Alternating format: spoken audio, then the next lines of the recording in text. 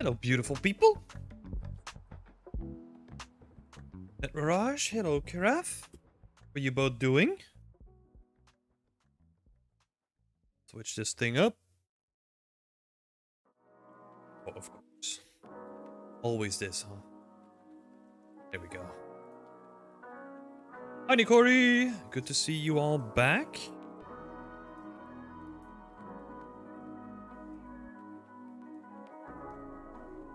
Net Mirage doing awesome. Hell yeah.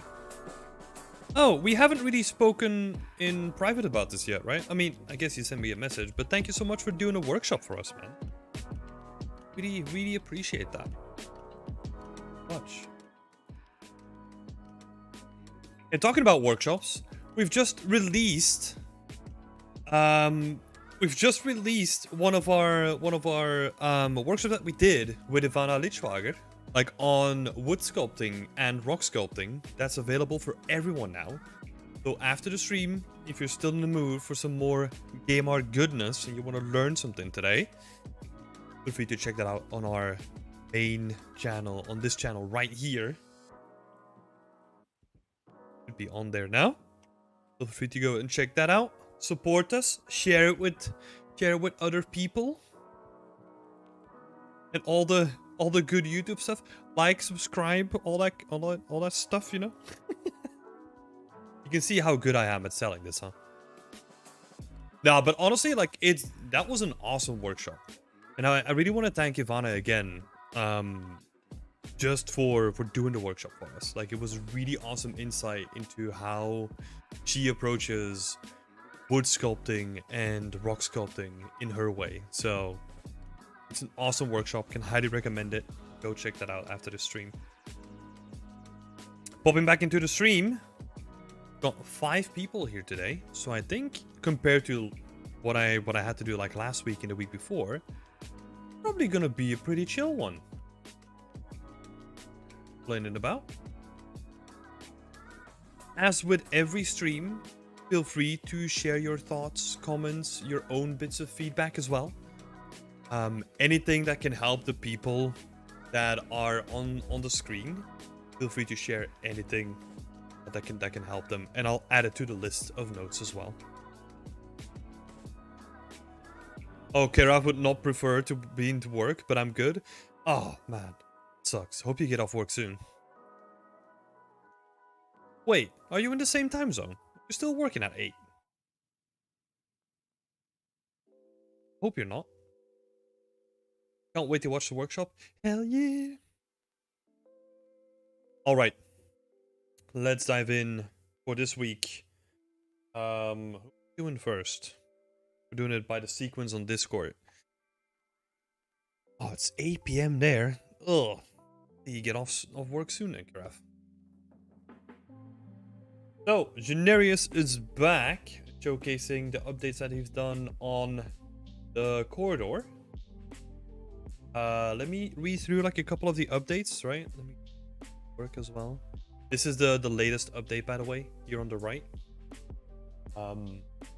So, made the corridor a little bit longer, tweaked the lighting into some color correction, added some layers and cracks, added some debris, changed the brick wall completely. I think it was way better than before. Had some post-production as well. I think could improve the scene even further is adding more stuff to the bed on left. No, maybe some trash or something like that. Oh, this little bed over here, right? Yeah, like it doesn't need to have something necessarily, right, in terms of like assets. But it could also just be decals too. Because there's always multiple ways of thinking about things, right? Like what you're looking for is just like a little bit of contrast in things. So imagine if you don't have to do the leak, right? But let's imagine that there's like a leak and you can kind of see like streaks of water that have like dripped down onto like the surface. That could be like a really interesting detail as well. Just slight roughness variation on the surface could add a lot.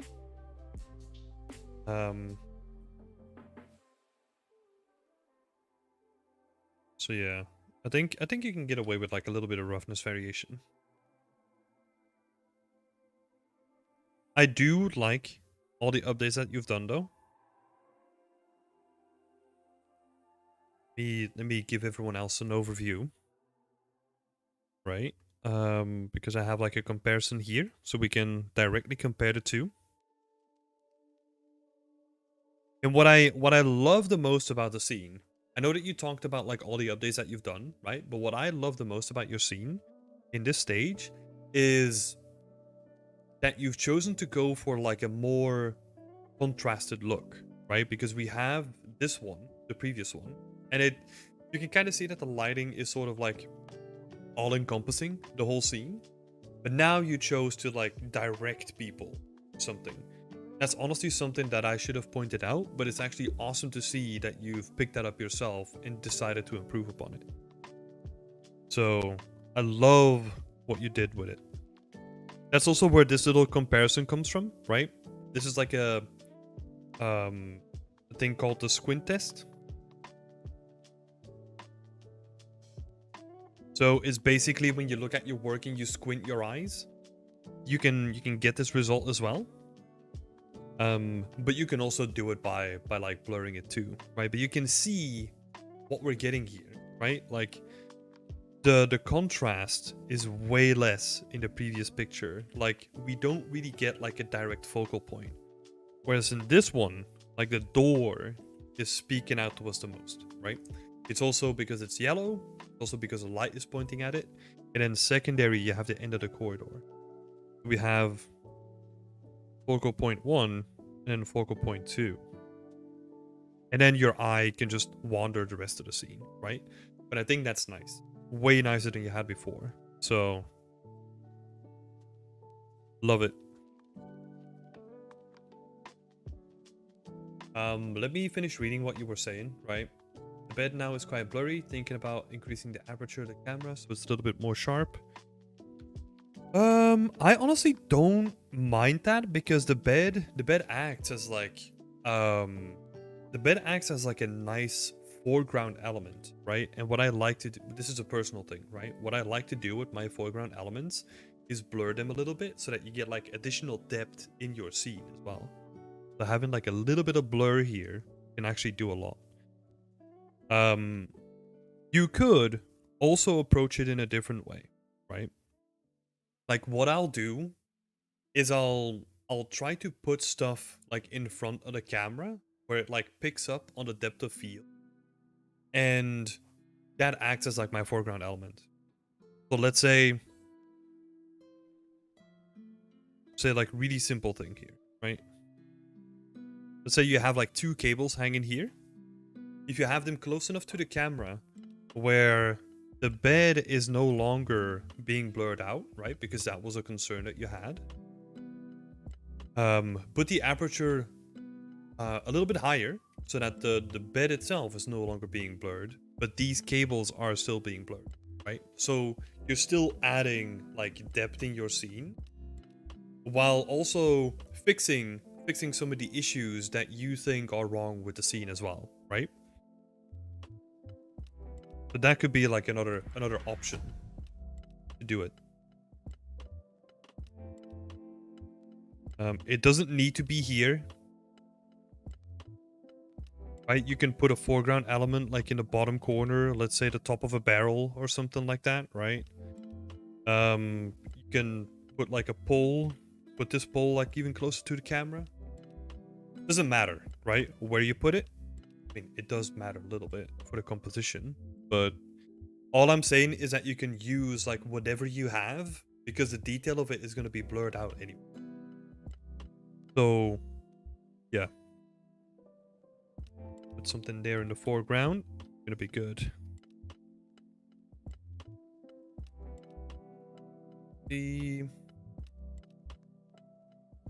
I'm not sure about that. Yeah, look, the easiest thing with something like this is to try it out and then see if it's better or if it's worse, right? I know this is like very simplified stuff, but that's usually what I'll do. Like I'll have like a before and after. I'll take a screenshot from this scene now. I'll do my little overpaint. Or I'll do my little tweak, take another screenshot, and then directly compare the two. Better or worse? Okay, if it's worse, go back, right? Overall, adding some more beer bottles and drug syringes for more storytelling. Yeah, you could. You could. Again, apply the same thing that we talked about before, right? Try it. If it adds something, keep it. If it doesn't, don't think it's that necessary. Just looking at it now. I think what would be nice, if we're looking at the overall shapes, right? If we look at the environment, if we look at the overall shapes, having something that's like a little bit bigger, like just a bigger shape. I can, oh, maybe like the garbage bag could be perfect, right? And just scatter that in some places. The reason why I say a bigger shape is because a lot of this environment is really leaning on like the very small shapes. But I wanna, it's always nice to have like sort of like a balance between the shapes there as well, right? So that's why I'm saying like slightly bigger shape would work really well. Break up the surface a little bit as well. Like just grabbing like a trash bag or two.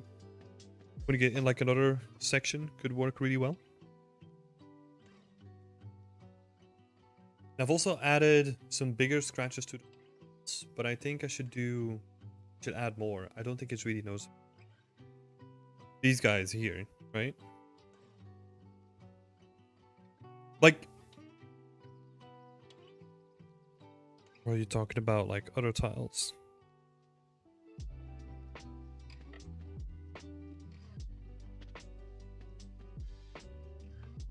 Because you have some stuff here.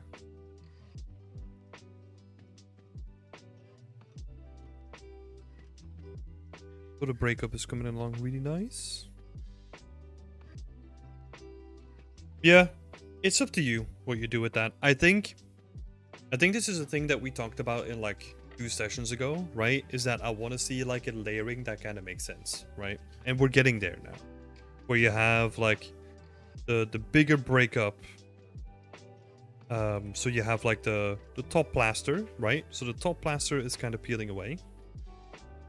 That's this layer. Then you have like the bare concrete underneath. That's like another layer. And then you have like the concrete cracks and also the water damage, right? But I don't think you need to add more. Because I like the layering that's going on here right now. Also, it's pretty far away, right? So I wouldn't necessarily worry about it too much, in my opinion.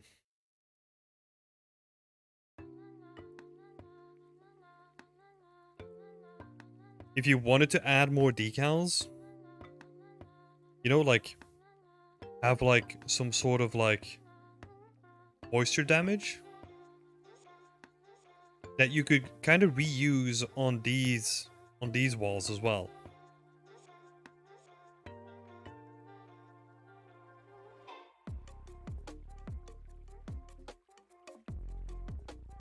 So that you could have sort of like a green, like algae kind of look towards the whole thing, right? And you could kind of have that like spread all across like the wall. Not just on this wall, but also on the side walls, right? So that we're getting like a nicer blend where it goes into the water.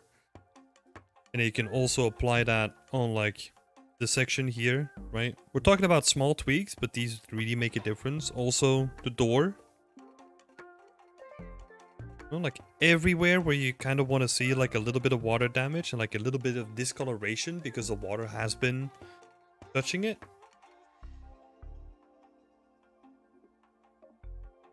That's where I would use those decals.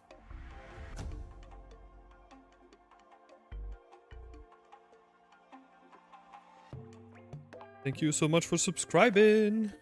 Appreciate that. So yeah.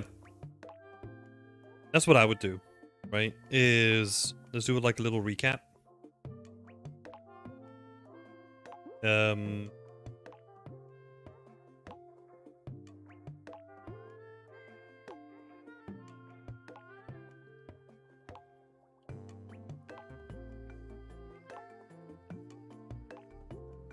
Play around with like foreground elements. That's what we talked about first, right? And then think about thinking about contrast. Contrast is what we talked about with the bed on the left, right? So that you have contrast between the dull metal and like shiny metal. You can also apply that to like other regions as well. So let's say the moisture, right? If you make that feel like more shiny than the rest of the door, that could add like a nice little transition going from like the shiny surface, which is your water, onto the door itself, right? Like, you see what I'm trying to do? I'm trying to think like very big picture on how to like push stuff closer together, like with roughness, with like the logic of like, oh, there's water here. So that means that all the surfaces that are going to be constantly in water are going to be affected by water damage, right? Or like moisture damage. And just massaging everything together, that will be like 0.3.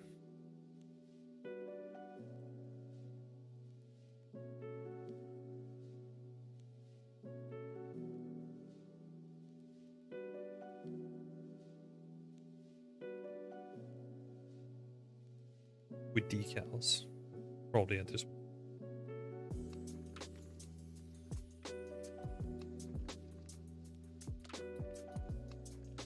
By the way, the left bottom corner is very dark. Is it... Usually it's not good to have such dark places, but I think in this case it kind of fits the scene. Is that okay? Yeah? Yeah?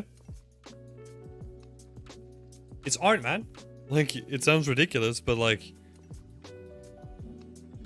You gotta again do like the squint test, right? The questions that you should ask yourself is like, is it too dark, right? Because it can be too dark where you can't really distinguish like certain shapes anymore, right? Or like where all the black values of like a scene are clipping. That's an issue. If it's not, then you're good. The most important question is always to ask yourself like, where's my focus drawn to? And is that the thing that I want people to focus on?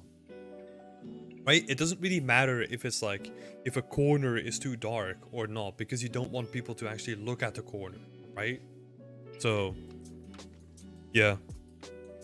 Don't overthink it. Like, I would say, like, if you really wanted to look at it, like, there's still some shapes that you can, like, barely recognize, right?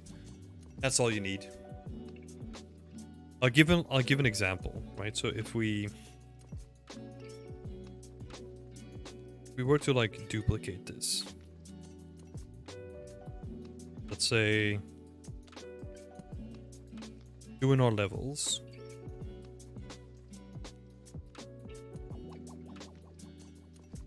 I know we're exaggerating, right? Just to prove the point. Like if it was something like this, then we would have an issue because I don't recognize at all like what is in here. Like what am I looking at, right?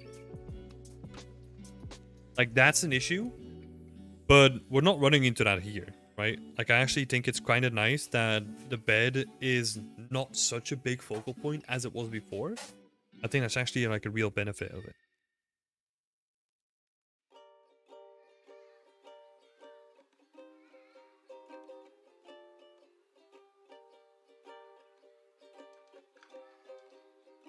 So yeah.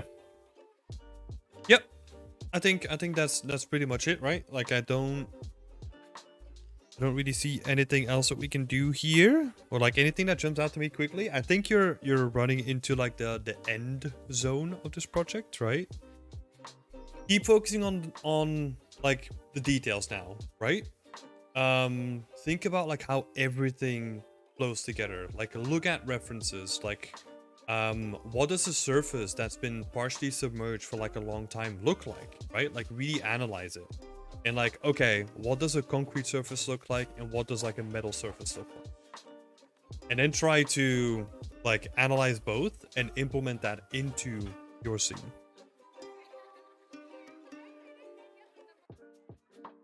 Good, that was some nice feedback. Thank you. Yeah, no worries. No worries. Happy to help. Great stuff on the improvements as well. I gotta say, like, I was really pleasantly surprised to see like how much you focused on like the big picture and how you like push the contrast together. That was super nice to see. So great job on this. I like it. Okay, cool. And then we're gonna jump onto Joe Bates' work. I've edited the roughness of the floor, but plan on changing the roughness across all parts. See if there's any questions in here. Also want to make the door more of a focal point. What would be the best method to do this? I've already increased the lighting towards it slightly. Planning on maybe adding a light above it to shine down and change the colors to make it stand out more. Yeah, that would be a way to do it, right? Or like find... Probably the way that I would try to approach it is to think about opportunities where you could be like, hey, maybe some emissive could be interesting, right? Maybe there's like a light here that shines down, like you said, right? What I'm basically doing here, Joe, is I'm kind of looking for like creative opportunities where I can be like, hey, look, what if I add a light here? Or what kind of shape? Or what? Yeah, basically anywhere that's like an opportunity to add a light, and then just seeing if that might work, right? Because you could add a light here. You could also just like have it very subtle, right? Like these guys, you could light that up with like little emissive strips. You could potentially also have the center one just by itself, right? Just like a slight emissive on there.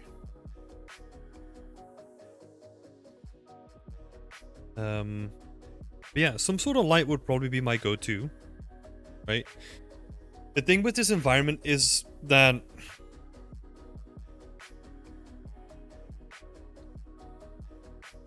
everything kind of leads to the door, right? And this is kind of going to what we were talking about like in the last sessions, right? That everything leads to the door, but the door is just kind of shut. So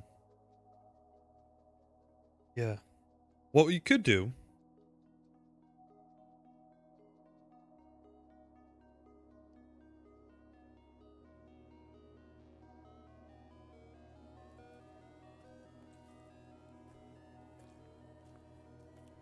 a little bit of small emissive.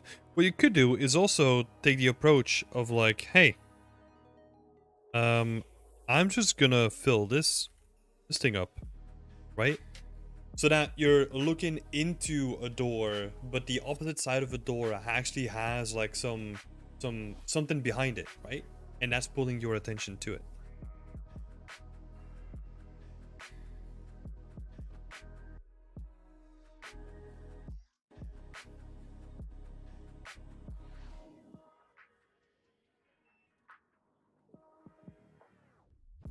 Something behind the door. Yeah. That's what I would do, honestly.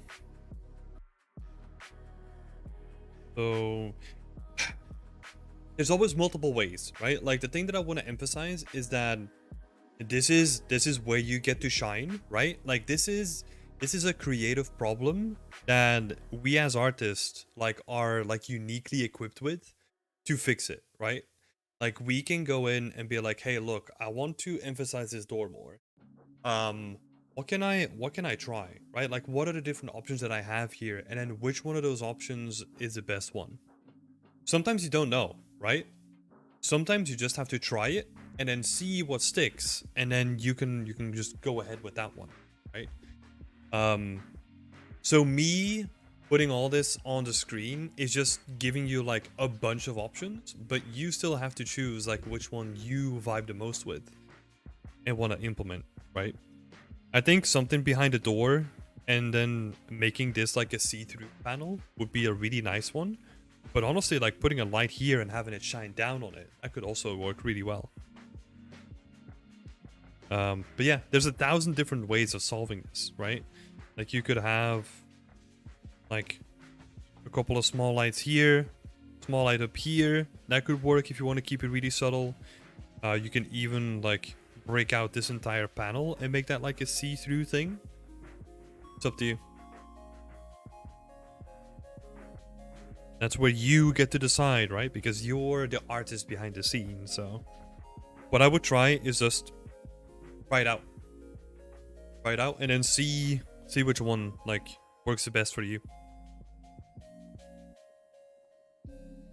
I was planning on maybe adding a light above it and then maybe changing the colors to make it stand out more. Yeah. Well, I'll have a play with that. Thank you. No worries. Yeah, like another thing that you could try is playing around with the colors of the decals, right? Or maybe changing the decals up. Sorry about that.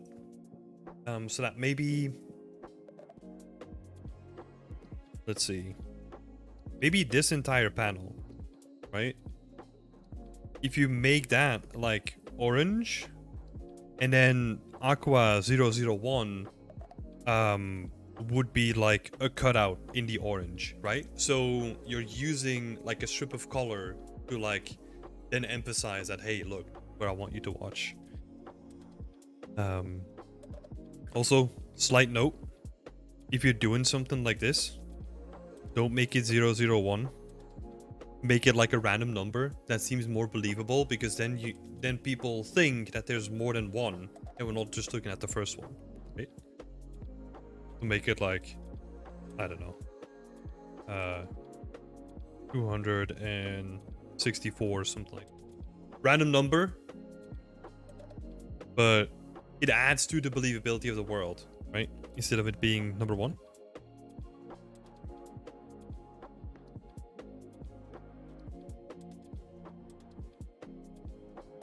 Sure. You know what could also be interesting?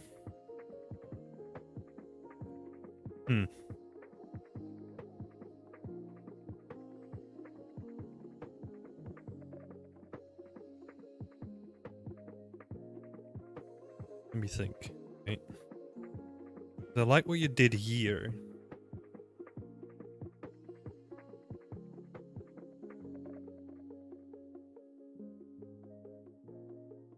Thinking maybe having like 3 lights, or maybe having like a strip light up here.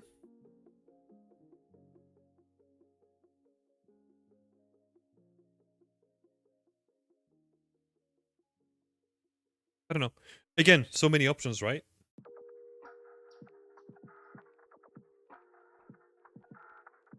You could put like small lights in here. You could put like a big strip light in the frame as well. I think that always looks nice. Like the thing that works really well is when you have like a light that shines down straight onto like a surface that has like lots of deformation. Always like really emphasizes that deformation. So yeah, that could work like really well. Yeah, in terms of storytelling, like probably the glass is the most interesting one, right? Because that adds depth to your scene. The rest of it is just like, you could do a combination of the two.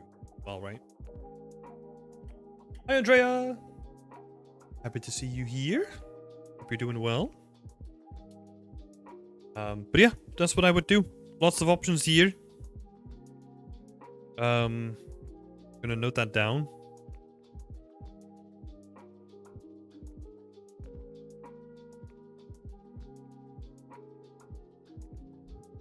Got loads of options.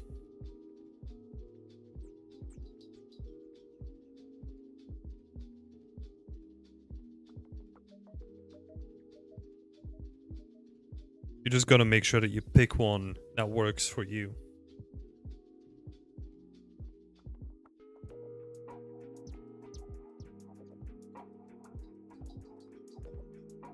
Hi Lorenzo! Welcome to the chat. Sorry I missed your earlier message. I think I was too caught up in the feedback. It's good to see you here. Doing good. Hope you're doing well tonight. Yeah, I'm doing great. WIP Wednesday, and we also just released like a new workshop. So yeah, I've been doing awesome. Yeah, I'll keep it at that, Joe. Nice progress. I think, okay, maybe there's one more thing. So, you edited the roughness for the floor, but plan on changing the roughness across all parts. I think you could really push the contrast even more. You know, like make some surfaces stand out compared to other ones, because right now, all of the paneling feels really dull. And then you have like these really shiny elements. So again, if we try to zoom out, right? Like, there's no subtlety in it whatsoever. So what we're kind of dealing with now is if we have like the roughness range, is that you're adding stuff here, but like the entire middle section is empty, right? This is an exaggeration, right? Because I know that it's not 0 to 1, but that's what it kind of feels like, right?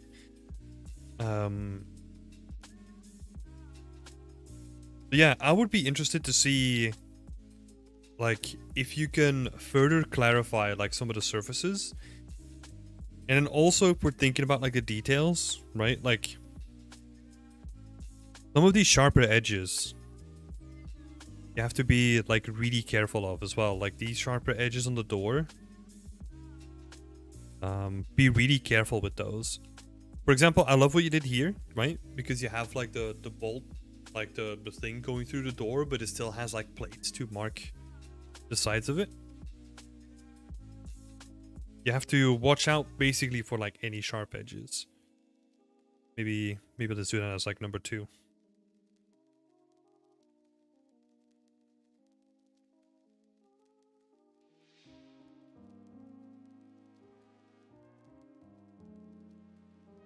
Watch out for sharp edges. And then, yeah, like, roughness.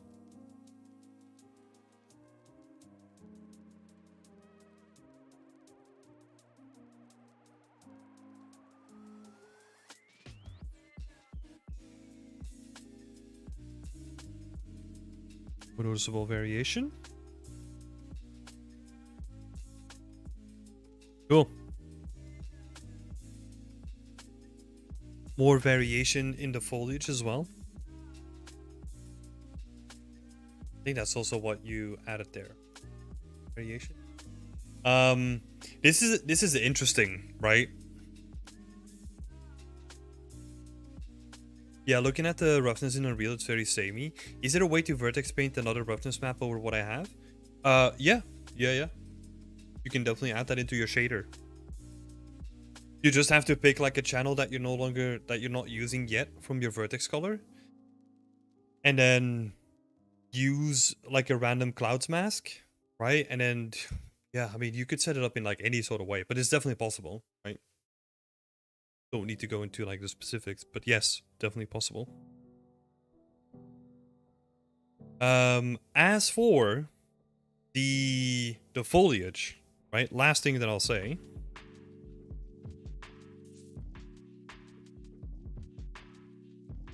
is think about what they're doing.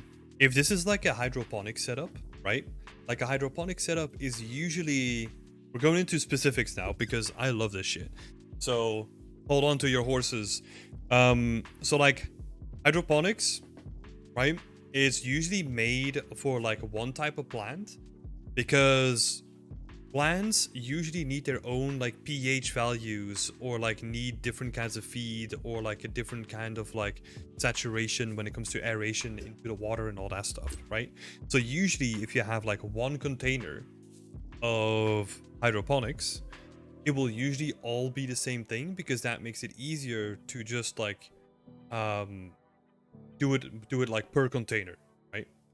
And they'll probably even go further than just having like the container, they'll probably do it per rack, something like that. So to make it more realistic, what you could do is you would have like one rack, which is like number 1 variation, right? And then do like the second rack, which is number 2, and then number 3, and so forth.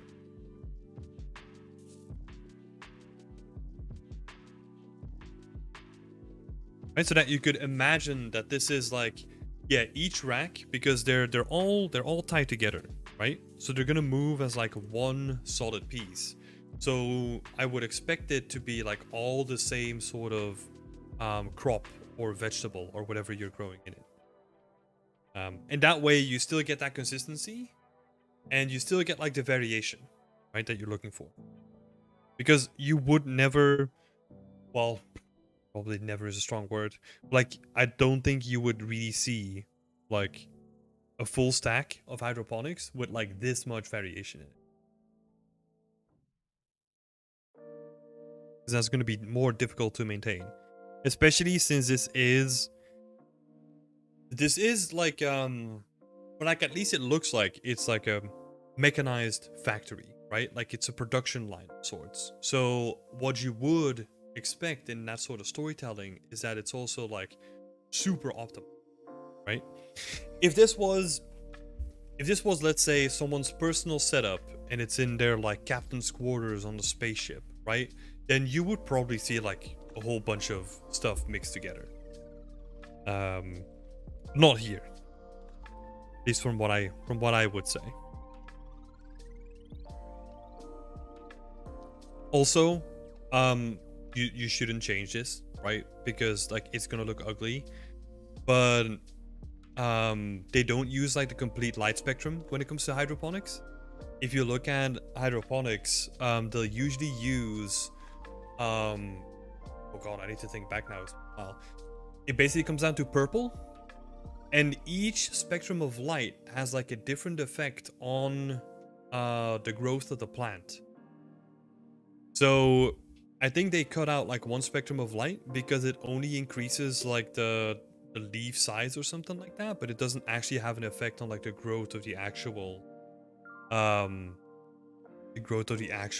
like harvestable stuff, right?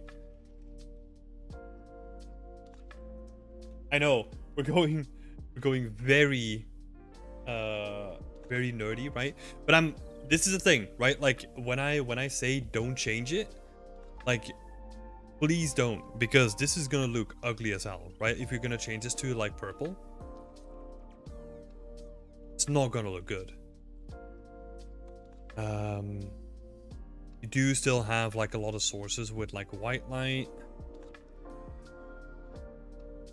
Those are like the smaller setups, or like the ones that that are like ready to buy. Let's see. So this is like an example, right? It might also actually depend, like this is something that I didn't realize, like maybe that's also something that happens, is that it also depends on the type of growth that you want to have. So you can kind of see that like the purple is all the way down at the bottom.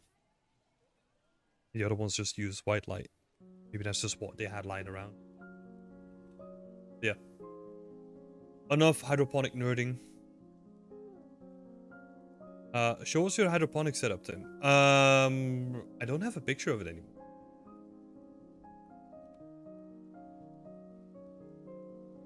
Yeah, a little bit.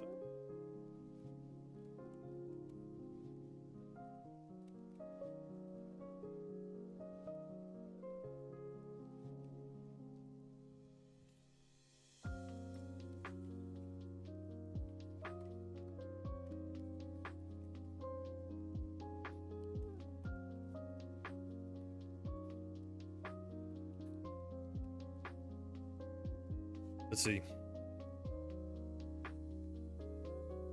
Too much time.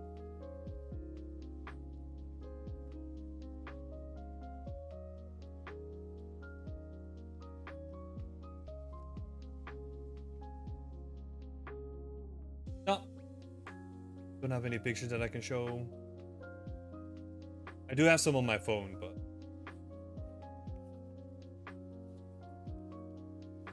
I only did have like a small setup anyway, so let's not deviate. Yeah, this is about it, right? Like really think about the big picture, right? Like how surfaces feel and all that kind of stuff. Like try to tweak it. Usually the last thing that I'll say about like the roughness, right? Because roughness is the most important map that you can author, or like the most important yeah, the most important map that you can have.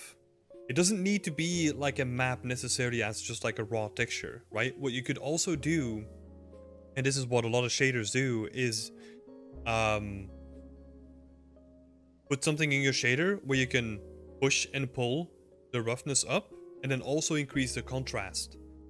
Gives you like a lot of flexibility in engine to tweak it in the engine, right?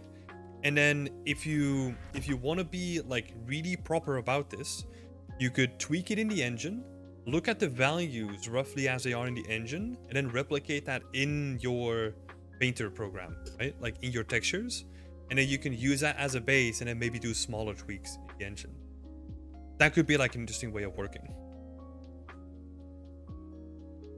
But yeah, thanks Joe for posting your work again. Always happy to have a look at it. I like the progression.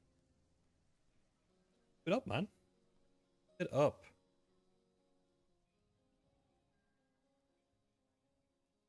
Next up. Sure, I'll have a look. Thank you. No worries. Next up, we have Lorenzo.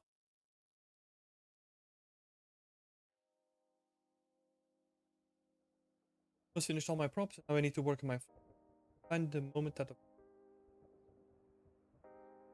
I think blending brings some interest. And I think that a lot of other things need to be with the lighting and the textures. Next time, Lorenzo, feel free to ask specific questions, right? Because with super generic questions, like it makes it really hard to give accurate feedback. So I'm probably gonna keep it mostly towards the floor then, right? Because that seemed to be like the thing that you were asking the most questions about. Know that you're in here too, so keep that in mind. No, it's all good. I'm just the reason why I say this is not because I don't necessarily know what to say, right? But I can say too much where it becomes like really overwhelming for, and I want to avoid that. So if we can both if we can kind of steer it to a certain direction, it makes it really nice for me to just not basically repeat or like say stuff that you already know you need to do, right? But other than that, you're good. Wanted to bring that up. So actually for the floor, you actually have like a really good example here, right? Look at just this section. Right? I'm only just focusing on like this little section here.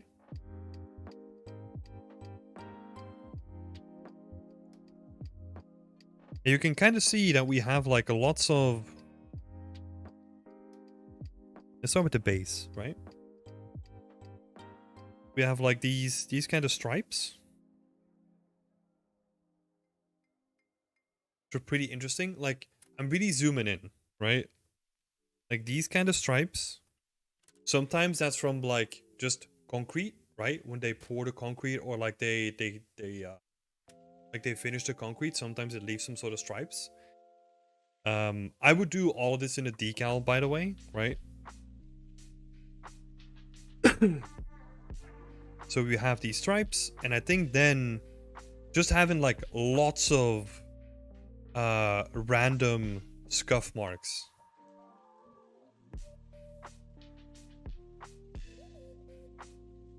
And what I mean by scuff marks are like, think about what this space is, right? It's a garage, so you're probably gonna have like lots of people walking around on the surface. They're gonna leave their boot prints. They're gonna be dragging stuff all over the floor. There's gonna be tire marks on there. There's gonna be lots of dirt. So I would make like this stuff into like a decal as well. just so that you have like just random noise on the floor. And then again, another layer on top of that could be the it's kind of overlapping, right? But that's the what is that?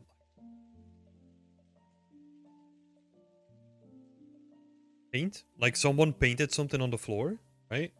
And then you have like all the dried blood.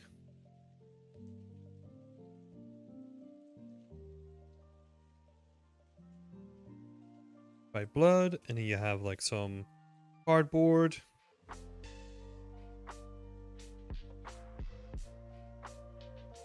And then also you could have like wet spots as well. This kind of looks like it could be like a wet spot.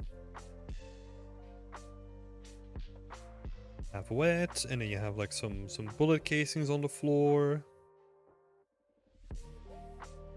And you see like just this little section has so much going for it already. And like the reason why I say keep it all to decals, right? Well, apart from the cardboard and the bullets, you probably want to make those actual meshes, right? But yeah, just treat them like you're just gonna scatter them on the floor, right? Just make like a little atlas, like of little patches of like dried blood. Do the same thing for the scuff marks, right? Maybe have like the way that I would do it is think about all of them in like an atlas, right? So your scuff marks, maybe you could have something like this, right? So you have like a long section of scuff marks, maybe like a rounded section of scuff marks, and another rounded section.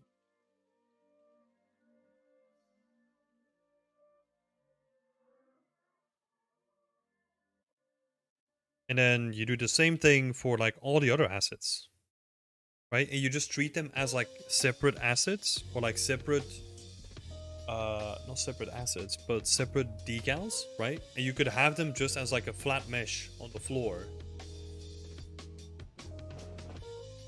And then dried blood could be the same. Basically just think about them in the form of like atlases.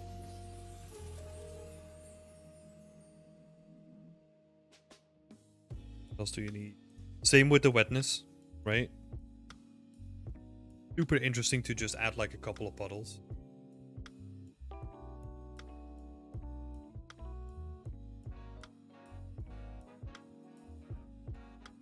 Yep. That's cool. Puppet is saying maybe some holes in the metal panels. Yep, I do agree. Just cutting some like little boolean holes in here, right?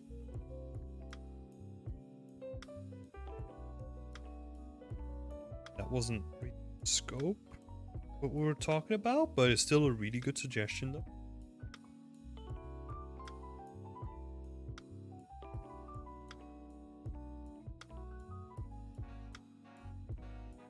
Bullet holes in there too. You got the cardboard already, right? I think what you could do is also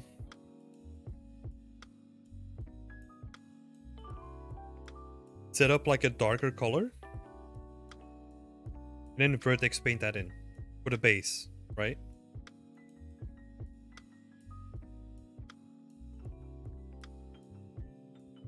So that gives you flexibility of like all this stuff, you know, like just paint that dark, right? So that you have like a little bit of variation. And what I'm talking about is like very simple variation, right? Like it could almost be like as dark, like the contrast between these two. Like these two sections, maybe even more subtle, right? Like I'm talking about like the lighter area here. Sorry, you can't see my cursor. So the lighter area here, and then the slightly darker area here, that's what you could build into the base material. And then everything that's going to be more dark, just have that as like scuff marks, right? And just like random noise that you add onto the surface as a decal. Yeah, you want to be very subtle and think about it in layers, right? That's what I'm that's what I kind of tried to break down just now is I'm looking at the base concrete. Okay, it has some color variation. I'll probably do that in vertex paint. Okay, it has like more extreme color stuff going on. Okay, I'll probably do that in a decal. Then there's like little painted stuff on the floor, decal as well.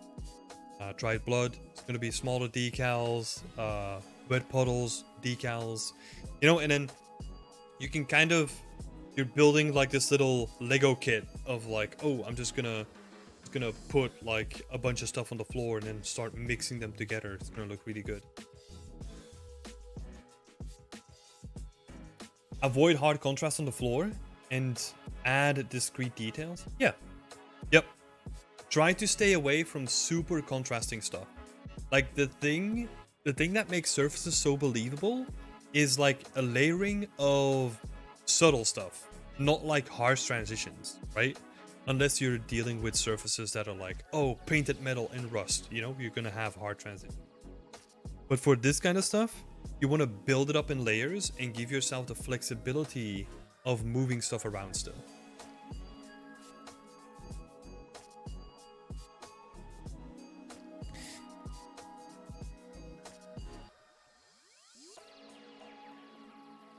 Yeah, that's what I would say for the floor.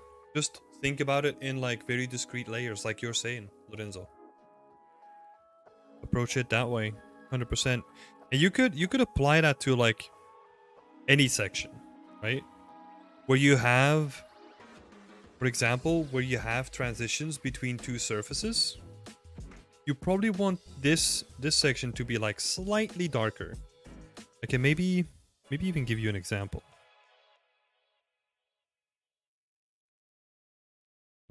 Burn in.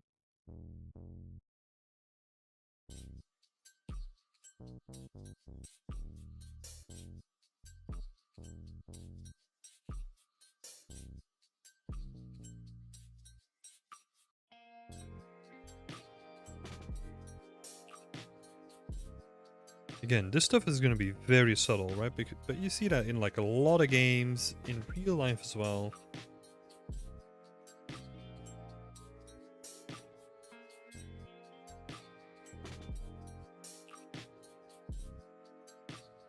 Like that sort of stuff adds a lot.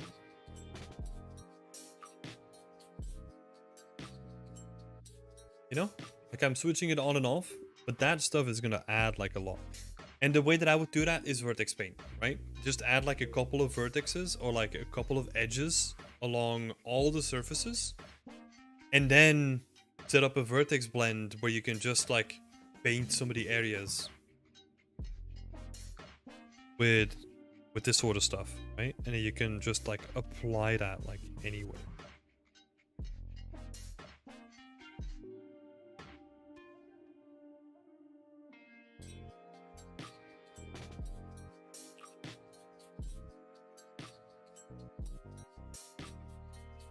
And then down here as well, where it makes contact with the floor, right?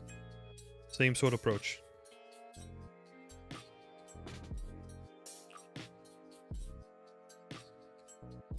Blend everything like nicely together.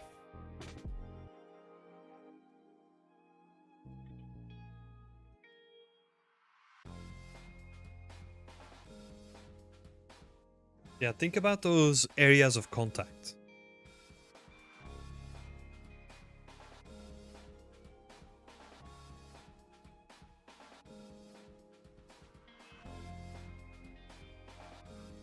And this can be applied to any surface, right?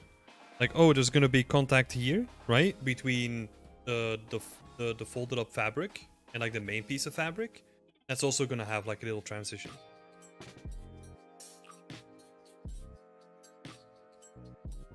You know, so you can really apply that in like a lot of ways. Like, let's emphasize this stuff down here.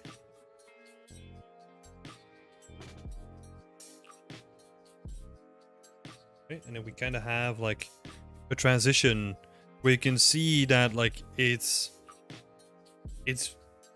it's really adding like a new layer, you know, like a new layer of believability to like the objects as well.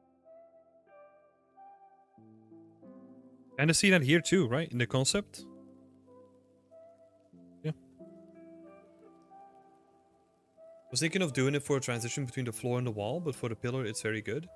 Yeah, this, like I was said before, this stuff can be applied to anywhere, right? Like, yeah.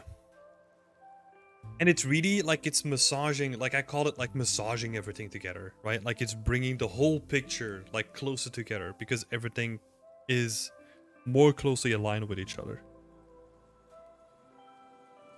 That's also why you see like it's a very old school tip, right? But like an object-based gradient where like you have a gradient going from like dark to light on any object that you have.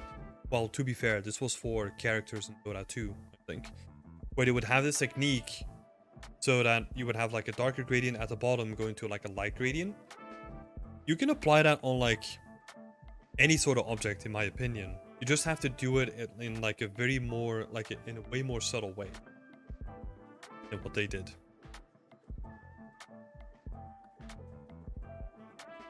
Yeah, keep it subtle. Think about the layering. Gonna do good. Oil leakage from the canisters as well as a sort of decals. Yep, that's a great idea.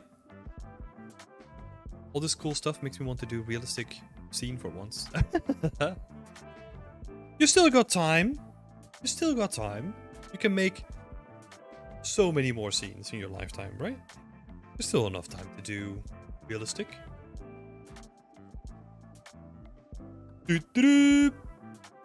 Then moving on to your work, Populous.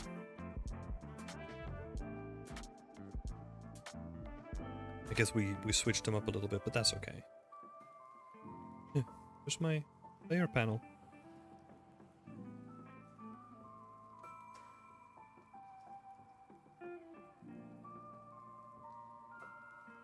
Okay. Let's see. I have a few questions regarding the foliage of making flowers, since so many ways to go about it. Should I hand paint the atlas, mold it, and texture it in Substance Painter, or maybe Substance Designer Generator? No, don't do a Substance Designer Generator. It's way too much hassle for the output. I'll say that. If you want to do like, if you're thinking about doing like hand painted foliage. Yeah, hand painting the atlas could actually be like a very, very interesting way of approaching it. Oh wait, we're not really talking about the environment thing. So, well, not yet at least. The atlas. So question number 1.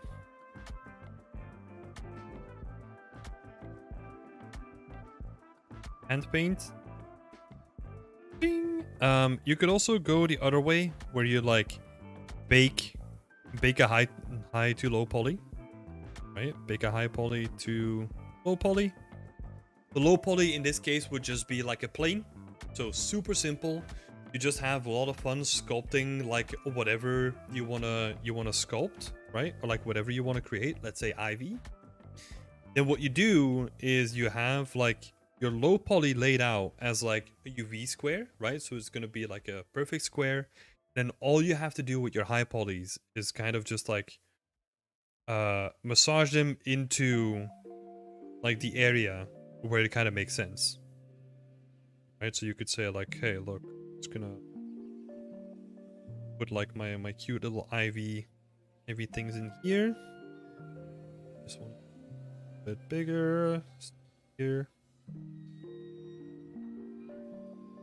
And it's actually like a really cool way of like maximizing the UV space, right? Because you know that you're going to be baking it down onto the UV space basically, which is this low poly square. So it gives you like a very tangible feeling towards your end result. You could do that approach as well. And then still hand paint it in Substance Painter. You could do that. And that way, you have like a solid base to work from, right? Because you're gonna get like all that painted or like all that baked information. You could use that as like a really good base, and then just focus your painting on like making it look really nice.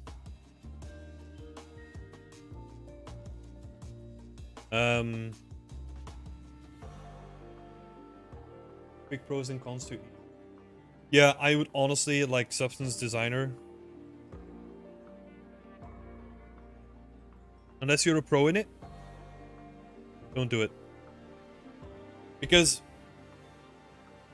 like what Foliage benefits from is from being like very organic looking, right? And making like all the patterns that you need to make like a leaf, and then like all the veins of a leaf, and then like having it like nicely curl and all that stuff. You know, if I want to curl, if I want to move like the leaf of one of my ivy planes, right? I'll just have to move it or like twist it a little. In Substance Designer, I'll have to do like a transform, like mask out the separate section, and then do like a whole bunch of like warps on it. Way too much hassle for what you could easily do in like 3D, just a couple of seconds.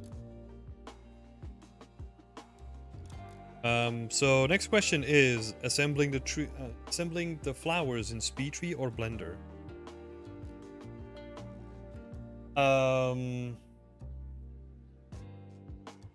Making flowers. You do both. Well, whatever you're most comfortable with, really, and whatever you have the money for. Well, I guess you're not releasing it. I guess you can trial version of SpeedTree, right? I don't know if they have like a free license. Most of this question just comes down to like how comfortable you are in a program, though. There's lots of ways where you could scatter flowers. I'm really used to using particle effects in Blender.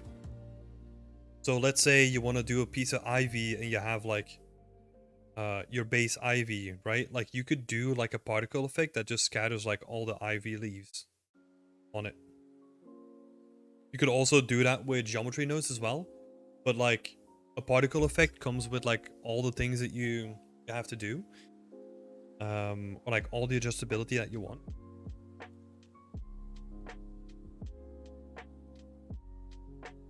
If you want more of an explanation on that, look in the PDF. It has a page on using particle effects for foliage creation.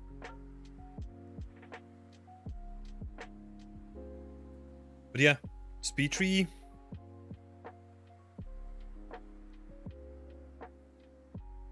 or Blender, both fine. Flowers are relatively easy to do, no matter, well, compared to trees, right? They're relatively easy to do, no matter which way you go for. So whatever you're most comfortable.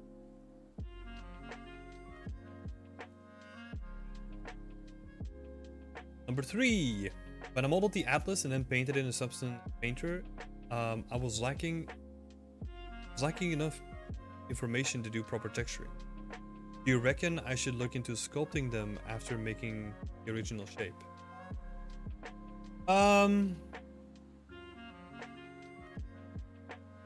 It depends on what you want to do, right? I would say sculpting is always going to add a benefit, right? Because sculpting is going to add that like nice organic touch. So yeah, like the softer touch that you were talking about, right? So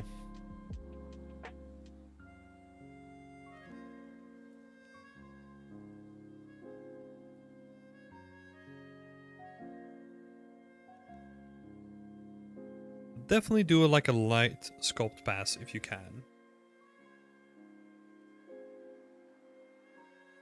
Do I point the normals up? Do I point the normals upwards like most stylized stuff? I did it with the grass. No, no, for the flowers you probably don't want to do that. So What that is doing, right? Just to give like a quick explanation, is pointing your normals upwards and like disabling like the, what's it called? Like explicit normals in your material, right? Is basically saying that you shouldn't necessarily use the normals that you've made for whatever you do that on, but just do like a generic like pointing up. And what that does, especially with grass, is that, like you said, it makes the whole thing feel more cohesive, right? Because everything is going to use the same normals. If you were to use explicit normals, what you might end up with is that you have, let's say for grass, right? You have like a bunch of, let's see. You have like a bunch of grass planes, right? Like one might be pointing that way, the other one might be pointing that way, the other one might be pointing that way, which is gonna look like really noisy. Because we're talking about like one little bit of grass, right? But if you're probably gonna have like thousands of pieces of this grass, so it's gonna introduce like a lot of noise to your scene. So that's why this tip of like just basically disabling the explicit normal and just having the normal point up makes everything feel nice and samey, especially when it comes to blending with the terrain beneath, right? Because let's say reason why you point your normals up, because then that's the same way that the normal of your landscape is pointing most of the time, right? So that means that it's also going to blend nicely with the landscape too. Yeah, on flowers, you don't necessarily want to do that, right? I think you still want to have like explicit normals on flowers, unless you're gonna do like a field full of flowers. Maybe then it might be interesting to look into this technique, but in general, I wouldn't do it.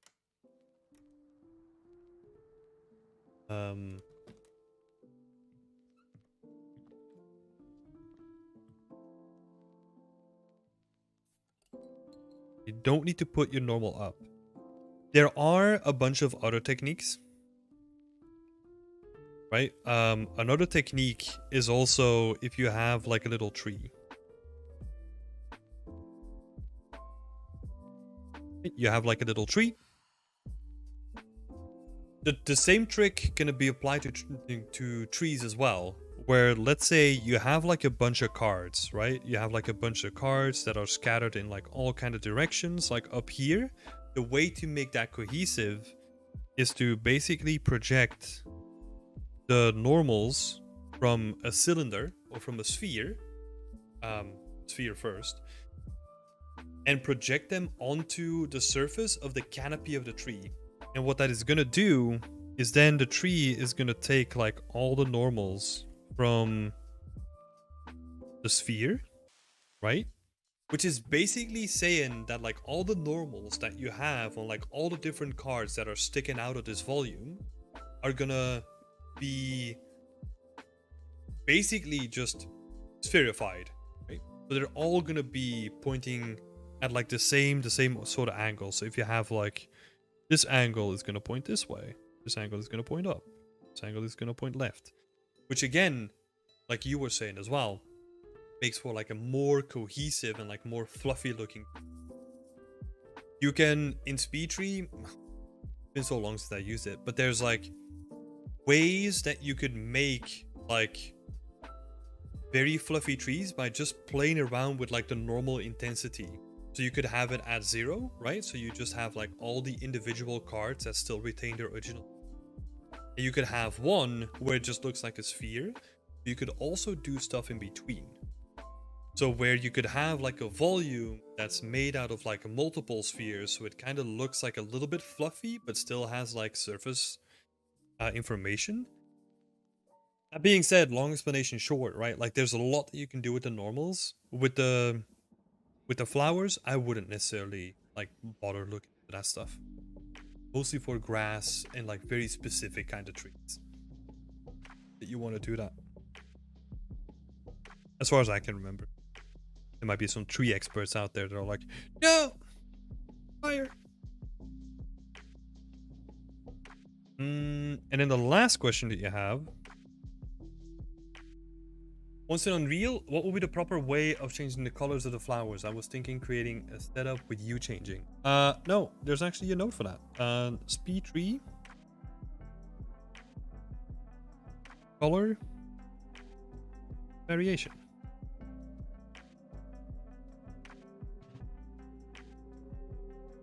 That's a really simple node where I think you feed it your base color and then you just plug your output into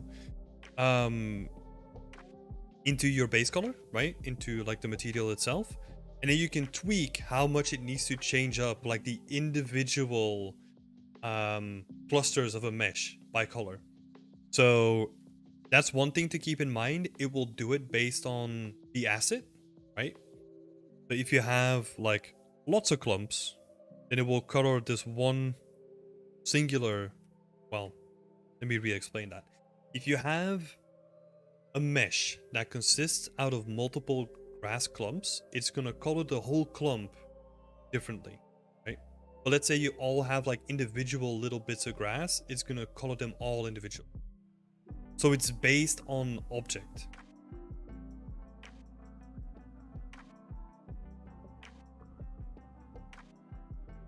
That's a super simple node. Look that up because that is, yeah, a node that I use like a lot still.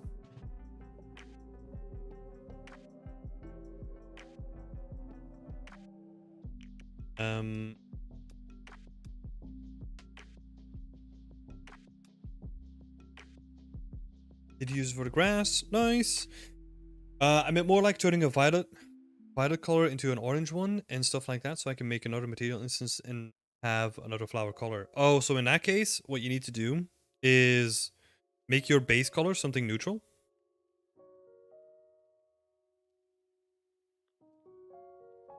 Let's say mid-gray. And then add an overlay color on top of it. Like you can do this with like just multiplying like another color on top of it, right? And then if you change that color on top of it, it allows you to change the color of the flower. Super simple. And you're gonna find a lot of this stuff like when you look for like tint, like material tinting in Unreal. You're gonna find a lot of tutorials about this.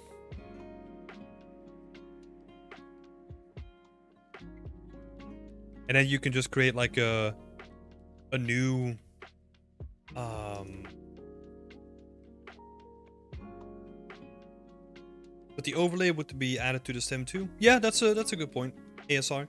I would suggest to use vertex color to mask the petals, for example, and use that in the shader to only petals. Yeah, you could do that, or you could make a mask where you only have like the flower heads like included in the mask. That could also be an option. But that's a good point.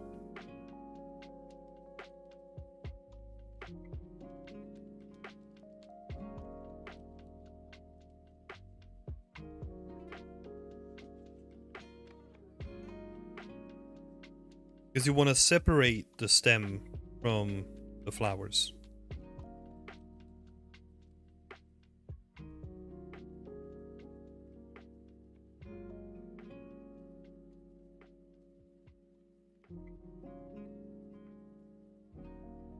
Yes.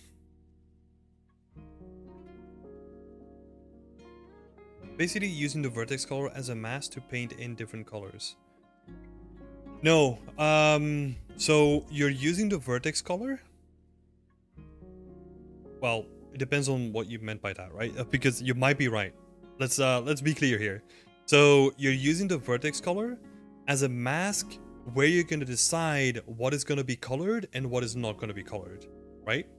So what you would do is, let's say your red channel from the vertex color, you would make all the flowers, you would make them fully red and then leave the rest black. And then use the red channel of your vertex color as a mask input to drive where the color needs to be applied for the overlay that you're going to add on top of it. Thank you so much for bringing it up, ASR. Yep. So much. Cool. And then I'll bring up the last thing here for your environment, right?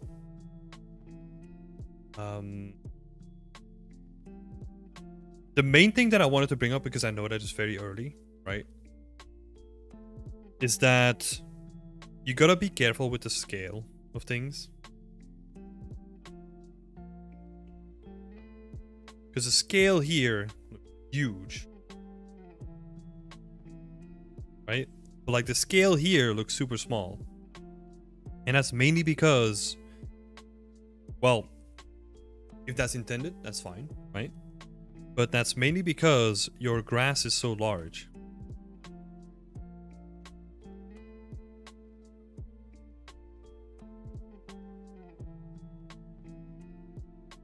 Because here, like, we're looking at like mountains and trees in the back, and they don't even, like, the mountains are taller, right? But the trees definitely aren't. So if you want to replicate the same sort of scale, you have to like really scale down the grass and like, or like really scale up the focal point to contrast it to. But that's the only thing that I'll say. Just be careful about the scaling of things.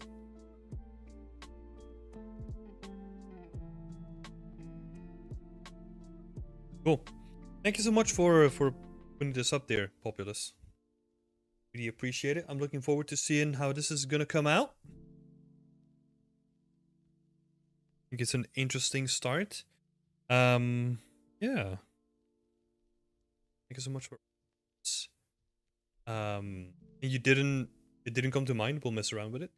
Yeah, it's really important to get that right in the beginning, right? I think you'll probably have to do like a bit of both, where you scale down the grass a little bit and then like scale up like the main folk like drastically. Yeah. Good luck, and thank you for posting your work. Hey, Antonio! How are you doing? And last but not least, we have George over here.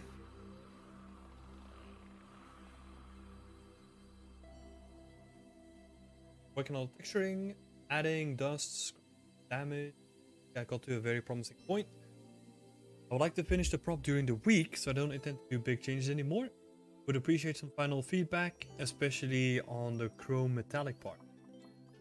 Quite well. Part of the way, all the details not visible. I think. Okay, so when we're purely talking about that, I think honestly, like a lot can be improved by just bringing it into like a new renderer, right? Because I think this is substance. I think if you really want to show this off nicely, I think you need like Marmoset.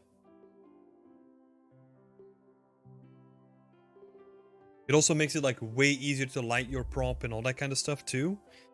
And I think your prop is gonna look like way better. Like from all the people that I know that make like really detailed props, whenever they put them into Marmoset, like they look like so much better.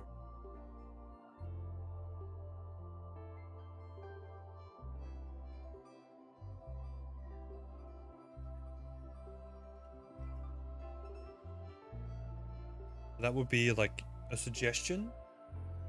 And that might also help with the issue that you were dealing with too. Because yeah, some of this stuff looks like blown out when it comes to like the colors. So be really careful with that too.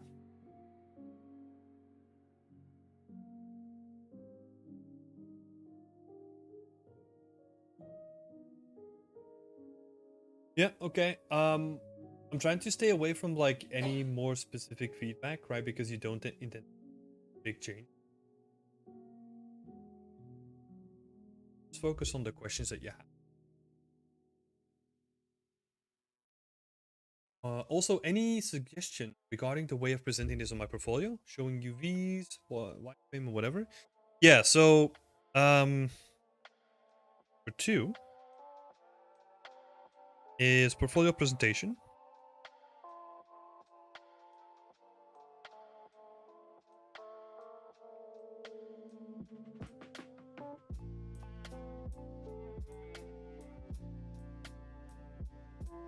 for the presentation. So what is needed? Poly count.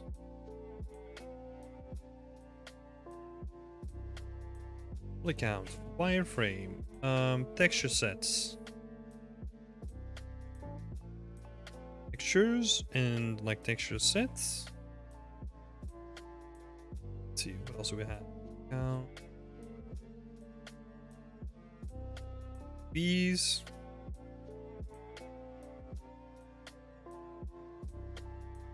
Yeah, so when it comes to all of this, so textures and texture, let me see. When it comes to all of this,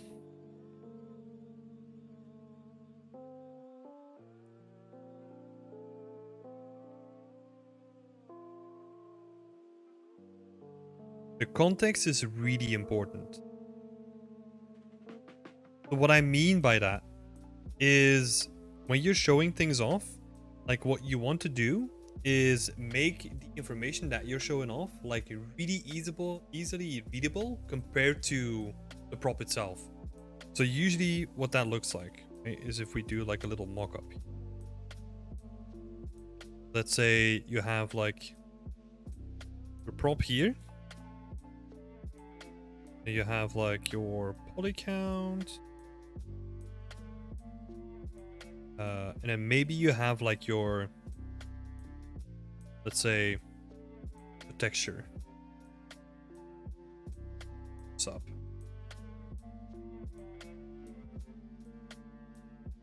So let's say as an example, right? Let's say this is your UV plus the base color.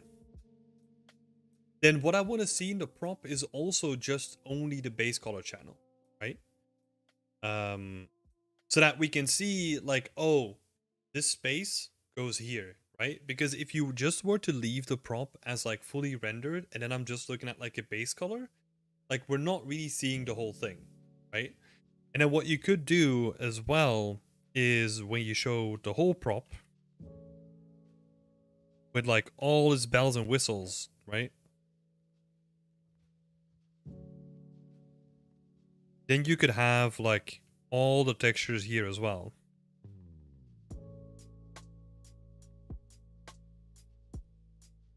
All the textures. And then we can see like, oh, all of it applied to this prop leads to this, right? That's what I mean. Like everything in context is super important. Like you want to show as much of your breakdown as possible, but you want to make it like relative to the object, right? As much as I think the worst ones are the ones where you just show off like, oh, here's like all my textures, but then I constantly need to scroll up and down to see where that area is on like an asset, and that's super annoying. So try to like relate them to each other as well.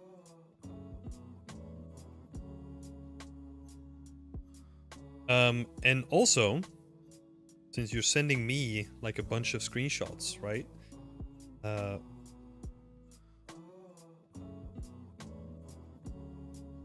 Limit your screenshots. Only pick the best ones.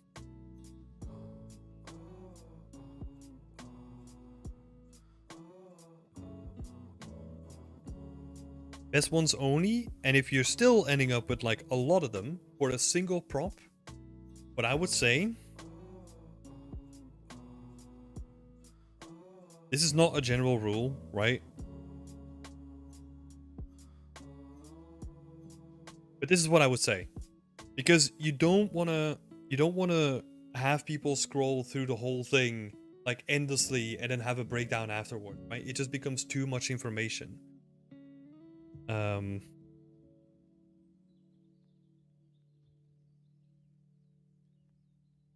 The most important thing here is think about the artwork length.